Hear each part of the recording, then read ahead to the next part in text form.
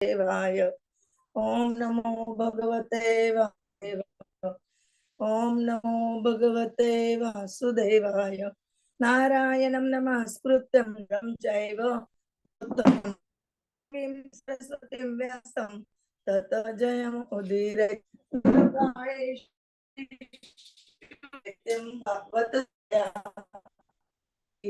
श्लोके भक्ति भाव।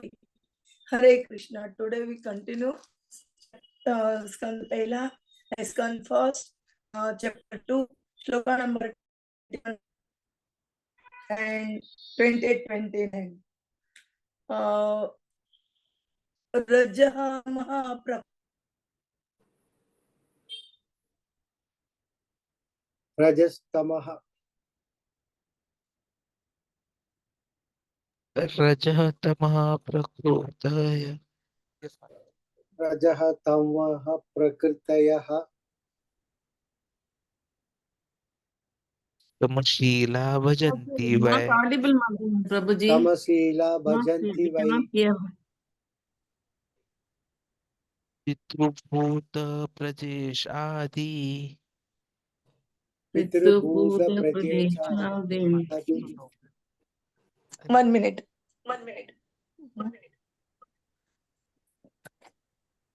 श्री ऐश्वर्य प्रजे पसवः हरीश्वैश्वर्य प्रजोत्सवः वासुदेव परावेदः वासुदेव परावेद वासुदेव परामखा वासुदेव परामगा वासुदेव परायोगा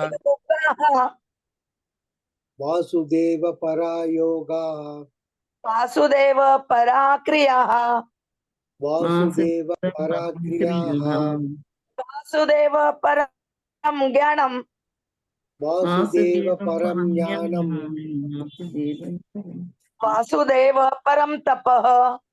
वासुदेव परं तपः वासुदेव परः धर्मः। वासुदेव परो धर्मः वासुदेव परः गतिः। वासुदेव परा गतिः रजः तमः रजः तमः प्रकृतयः प्रकृतयः समशीलाः भजन्ति वै। समशीला भजन्ति वै पितृभूत प्रजा पितृभूत प्रजा आदीन तीन ईश आदीन शीश आदि क्रिया ऐश्वर्य प्रजा इप्सवः। प्रजा इप्सवः वासुदेव परः वासुदेव परः वेदाः। वेदाः वासुदेव परः मखाः। वासुदेव परामगाः वासुदेव परः योगाः। वासुदेव परायोगाः वासुदेव परः क्रियाः। वासुदेव पराक्रियाः वासुदेव परं ज्ञानम्। वासुदेव परं ज्ञानम् वासुदेव परं तपः। वासुदेव परं तपः वासुदेव परः धर्मः। वासुदेव परो धर्मः परः धर्मः। परः धर्मः वासुदेव परा गतिः। वासुदेव परा गतिः रजः तमः प्रकृतयः समशीला रजः तमः भजन्ति पितृभुज प्रजा ऐशादि श्रिया ऐश्वर्य प्रजा इप्सवः। वासुदेव परा वेदाः। वासुदेव परा मखाः। वासुदेव परा योगाः। वासुदेव परा क्रियाः। वासुदेव परं ज्ञानम्। वासुदेव परं तपः। वासुदेव परो धर्म। वासुदेव परा गति। मंगला माता जी प्लीज रिसाइट।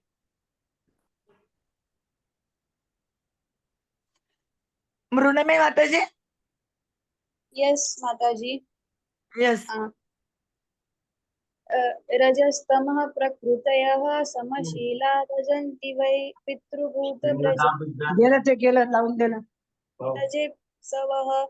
वासुदेव परा वेदा वासुदेव परामखः वासुदेव परा योगा वासुदेव परा क्रियाः, वासुदेव परं ज्ञानं वासुदेव परं तपः वासुदेव परो रजस्तमः प्रकृते समशीला भजन्ति वै ऋतुभुज प्रदेशादि ऐश्वर्य प्रदेशस्व वासुदेव परा वेदा वासुदेव परामखाः वासुदेव परा योगा वासुदेव पराः क्रियाः वासुदेव परम ज्ञान वासुदेव परम तपः वासुदेव परो धर्म वासुदेव परा गतिः। हरे कृष्णा। हरे कृष्ण। श्रीधर प्रभु जी। हरे Krishna.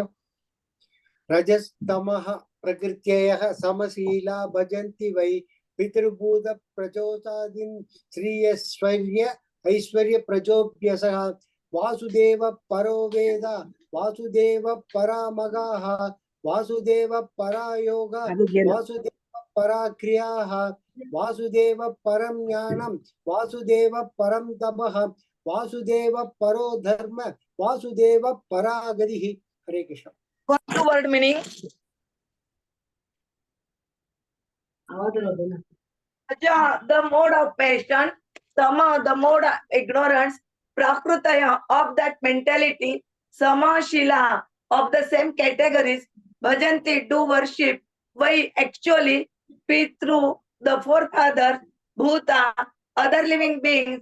Prajesha Adina, in controller of cosmic administration. Shriya, enrichment. Aishwarya, wealth and power. Praja, progeny. Ishvara, so desiring. Vasudeva, the personality of Godhead. Paraha, the ultimate goal. Vedaha, revealed scriptures. Vasudeva, the personality of Godhead. Paraha, for worshipping. Makha, sacrifices. Vasudeva, the personality of Godhead. Para, the means of attaining. Yoga, mystic paraphernalia. Vasudeva, the personality of Godhead. Paraha, under his control. Kriyaha, purity activities. Vasudeva, the personality of Godhead. Param, the supreme. Jnanam, knowledge. Vasudeva, the personality of Godhead. Param, best. Tapa, austerity. Vasudeva, the personality of Godhead. Paraha, superior quality. Dharma, religion. Vasudeva, the personality of Godhead. Paraha, ultimate. Gati, goal of life. Translation and purport by the Srila Prabhupada. Jagat Guru Srila Prabhupada ki jai.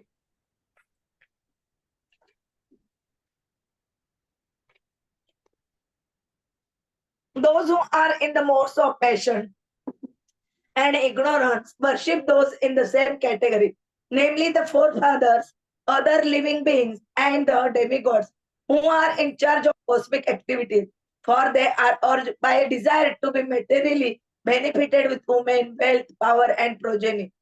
In the revealed scripture, the ultimate object of knowledge is Sri Krishna, the personality of Godhead. The purpose of performing sacrifice is to please Him. Yoga is for realizing Him. All fruit activities are ultimately rewarded by Him only. He is supreme knowledge, and all severe austerities are performed to know Him. Religion, dharma, is rendering loving service unto Him. He is the supreme goal of life. Purport by the Srila Prabhupada. Jagat Guru Srila Prabhupada ki jai. There is no need to worship demigod of whatsoever category if one is serious about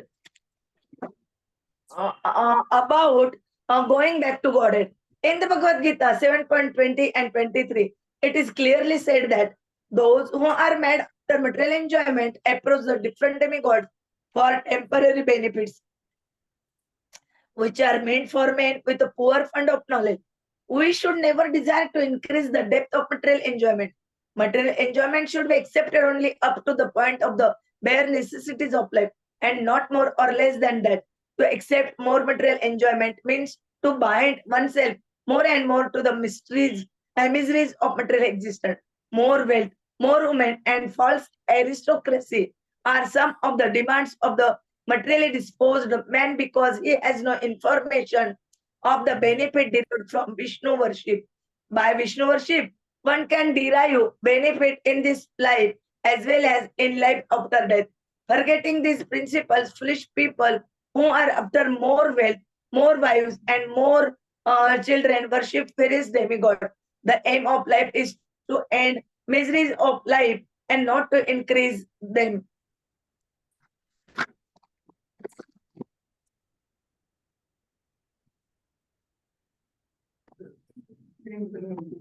For material enjoyment, there is no need to approach change to approach the demigod. The demigods are but servants of the Lord. As such, they are duty bound to supply necessities of life in the form of water, light, air, etc. One should work hard and worship the Supreme Lord by the fruits of one's hard labor for existence. And that should be the motto of life. One should be careful to execute occupational service with faith in God in the proper way, and that will lead one gradually on the progressive march back to Godhead. Lord Krishna, when he was personally present at Vrajadham, stopped the worship of the demigod Indra and advised the resident of Vraja to worship by their business and to have faith in God. Worshipping the multi demigods for material gain is practically a perversity of religion. This sort of religious activity has been condemned in the very beginning of the Bhagavatam as Kaitava Dharma.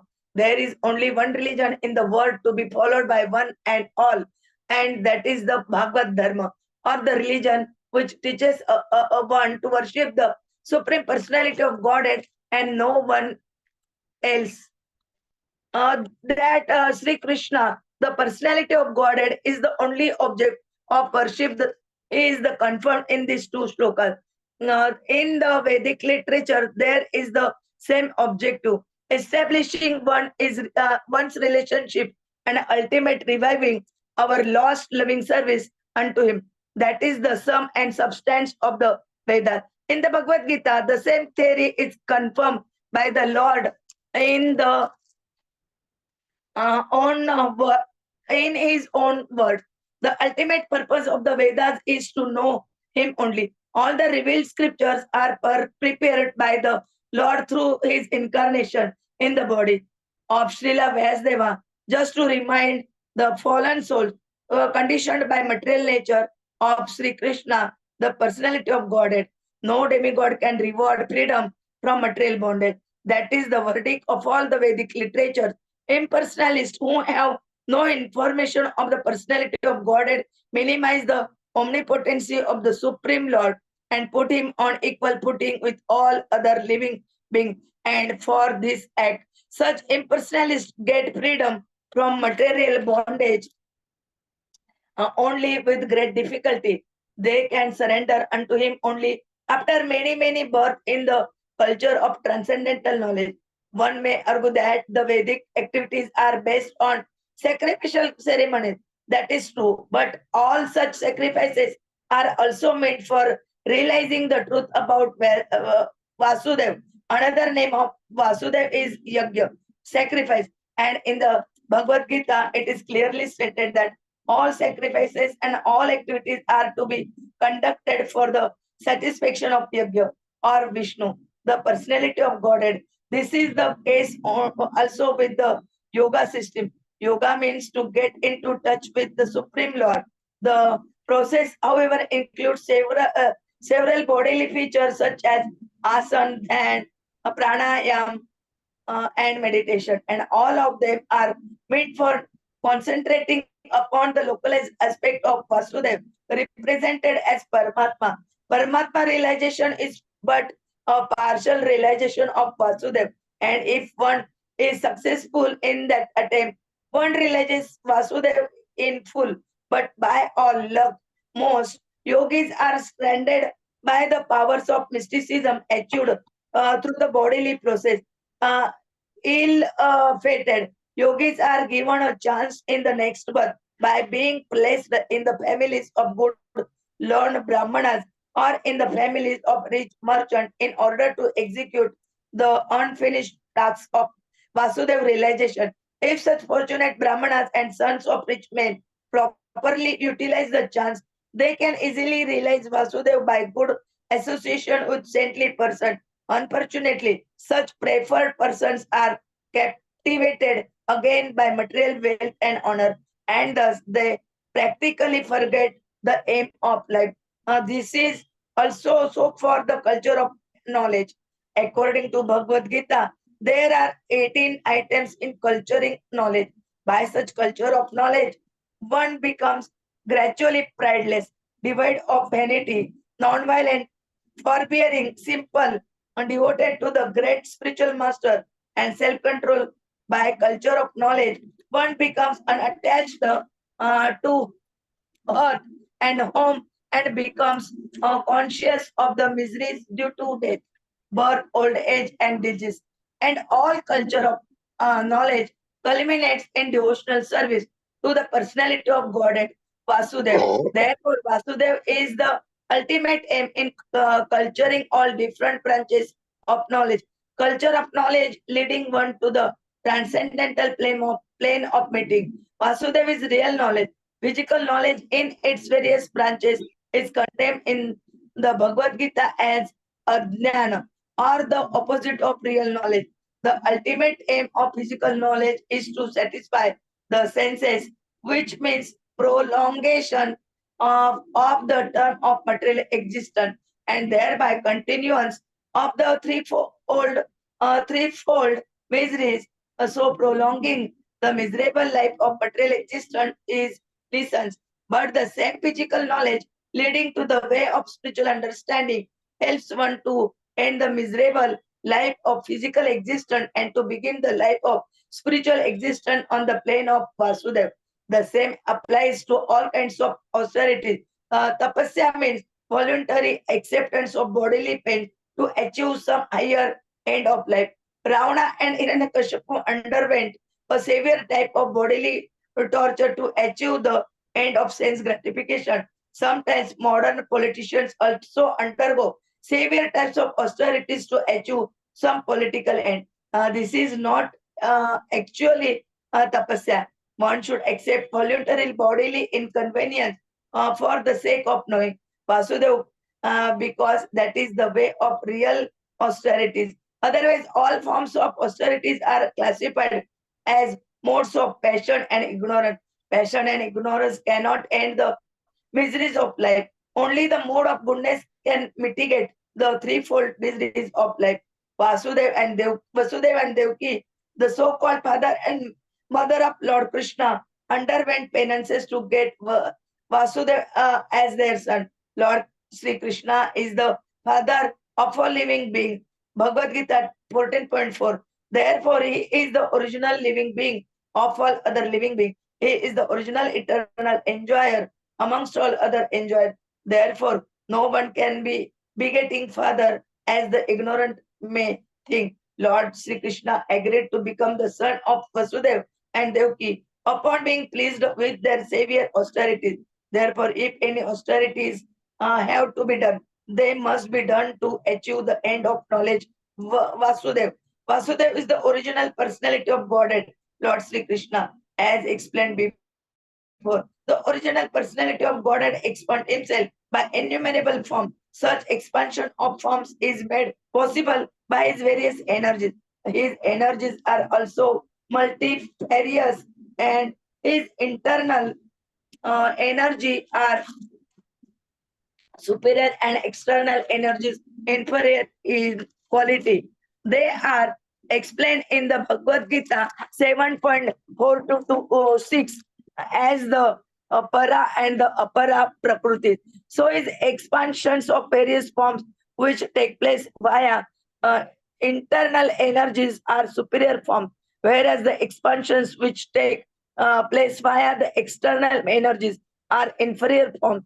The living entities are also his expansion. The living entities who are expanded by his internal potency are eternally liberated person, whereas those who are expanded in terms of the material energies are eternally conditioned souls. Therefore, all culture of knowledge, austerity, sacrifice, and activities should be aimed at changing the quality of the influence that is acting upon us. For the present, we are all being controlled by the external energy of the Lord, and just to change the quality of the influence, we must endeavor to cultivate spiritual energy. In the Bhagavad Gita, it is said that those who are Mahatmas, or those whose minds have been so broadened as to be engaged in the service of the Lord Krishna, are under the influence of the internal potency. And the effect is that such broad minded living beings are constantly engaged in the service of the Lord without deviation. That should be the aim of life, and that is the verdict of all the Vedic literature. No one should bother himself with fruitive activities or dry speculation about transcendental knowledge.